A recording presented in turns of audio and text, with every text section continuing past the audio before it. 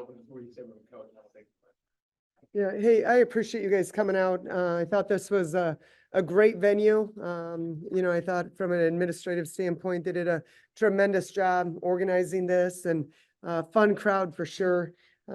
Hats off to Jeff Mitty, great coach. He's got a great team, veteran team, playing at a really high level right now. Lee's an awfully special player, but I watch them on film, and I'm so impressed with their guard play and just their understanding of their roles and taking really good shots for the good of the team. And, just super impressed with Jeff's crew. And I think they got a chance to do some really special things this year.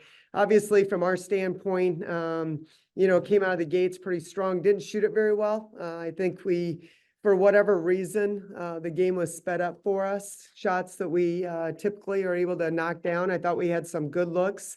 Got to the free throw line in that first half. Second half, we struggled. But again, I think it's a 40-minute game, and we keep telling our players, it's going to be some ebb and flow. We'll throw a punch, they'll throw a punch, and we've got to respond to it. Felt like we kept it close at half, and then in that third quarter, they just came out and put the pedal to the metal and didn't look back. Coach, what did you see in that third quarter? What was the difference with them putting the pedal to the metal? Yeah, I think, to be honest with you, we felt like at half, they weren't shooting the three ball very well. We know they're capable of it, but weren't shooting it extremely well in that first half. And so we felt like we needed to change something up defensively. And this is where K-State's so good, because they have that inside-outside punch. And so we changed up our zone to a diamond and one. And they got some good rhythm threes, and were able to knock them down. Mentioned K-State's guard play.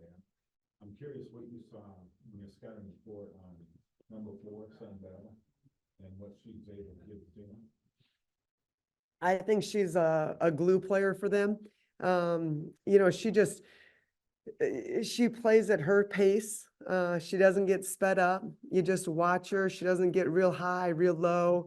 You don't see any frustration. It's the next play mentality. She's just a veteran. I mean, she's a great floor general. I think she settles everyone down. She probably doesn't get enough credit for her defense. I think watching them on film, that was probably one of the most impressive things with K-State is their ability to get through screening action untouched. And they do a really good job of that. And I think she's probably one of the best on the team. Coach, going into this game, thinking about game playing against a center like Lee, a 3-time conference player for K-State, what was kind of your guys' thoughts going into the game on how you're going to defend her, and what is your game plan now moving forward, knowing that you're going to have similar centers when you enter conference play? Yeah, so I mean, it's game by game, scout, but for Lee, we felt like she's really good when she can get a body and really create on a seal. And we think, you got to give a ton of credits to these guards, because they just hit her with timely passes, on target passes. But we felt like we could do a better job of just trying to play in space and not let her get those deep post seals. And that's where we started with our 3-2 zone. And, we had some possessions that we were bouncing around pretty good, and other possessions that we'd get lost on, they'd get some offensive rebounds, or we'd get lost on that weak side that kind of came back to bite us a little bit. But she's an elite level player.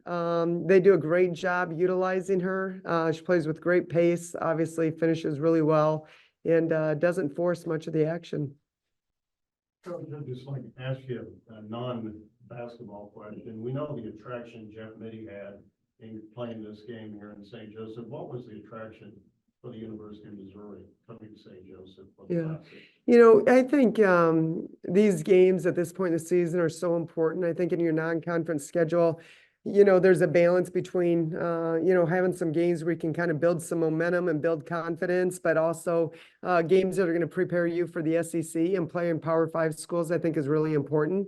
For us, Kansas City area, I think from a recruiting standpoint, I think from players that are from this area, I've always said this, I think games like this where you have players that have played against each other and with each other in high school and AU, I think creates a pretty fun fan base, both ways to support and cheer. And so I think it's great for the game. Again, a lot of respect for Jeff and his program, and knew they'd have a squad. We knew it would be a tough test for us, but also we'll learn from it and we'll be better because of it.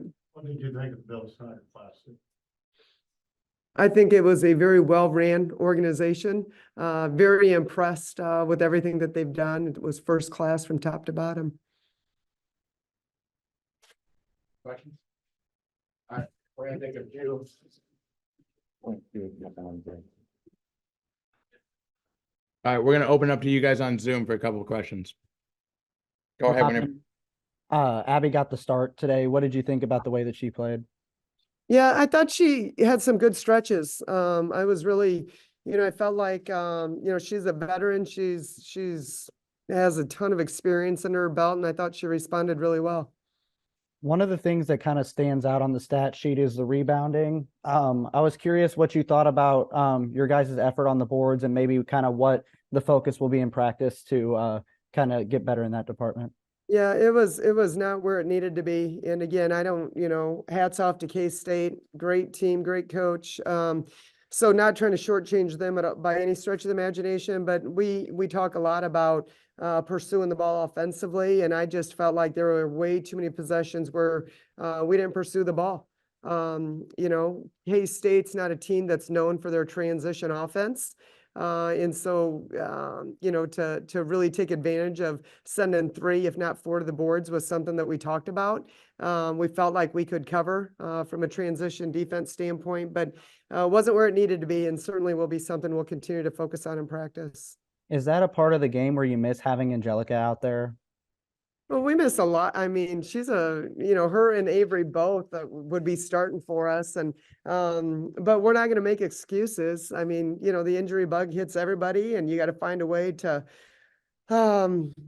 just make adjustments. Would have she helped us? Absolutely. There's no doubt about it. I mean, she was a double-double at UMass and, somebody that we're really counting on to be a big presence for us. But, bottom line is we didn't pursue the ball at the level that we needed to consistently. Typically we shoot better than we did tonight, and but tonight we didn't shoot well, so there's a lot of opportunities to get some second and third shot opportunities, and we just didn't empty our tank on that end of the court. What was your message to your team after this one? Yeah, I kept it pretty short. I think, if we want to win games like that, then I think we'll see how we show up next week for our workouts and for our film sessions. It's a great group. Probably one of the most enjoyable groups I've ever coached. I know they want it. They've worked really hard. They've done so much more than what's required. This one's, going to sting for a while, and we're going to have to watch film, but this is a group that I believe in. And I think, unfortunately with some players out, it's been a little bit tougher non-con than what we had hoped for, but I do think that it's only going to make us stronger once we get in SEC play. We'll take 1 or 2 more, guys. Coach, what are some of the lessons you hope your team takes away from this game? And then also you mentioned how great their character is and wanting to improve. So what do you expect their mindset to be able to improve from this one?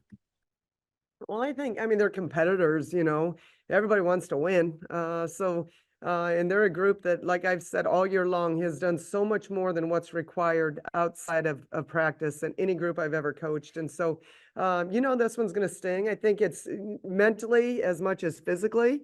Where was our headspace? When adversity struck, we weren't shooting the ball well. Where'd we go on the defensive end? Did we have that same kind of grit and toughness?